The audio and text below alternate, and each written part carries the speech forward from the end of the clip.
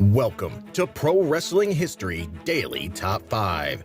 I'm your host, the eclectic gentleman, Stephen Watts, and join me as I count down the top 5 moments for this day in pro wrestling history.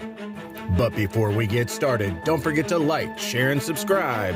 And without further ado, let's get our wrestling history on. Number 5, 1987. The World Class Wrestling Association held its 5th and final Labor Day Star Wars event at the Tarrant County Convention Center in Fort Worth, Texas. The main event sees World Class Heavyweight Champion Al Perez defeat Kevin Von Erich by countout to retain the title.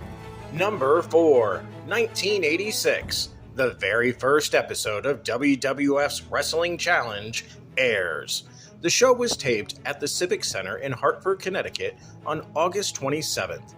The main event sees WWF Tag Team Champions, the British Bulldogs, defeat the Moondogs, Rex and Spike, to retain the titles. Number 3, 1962. George South is born.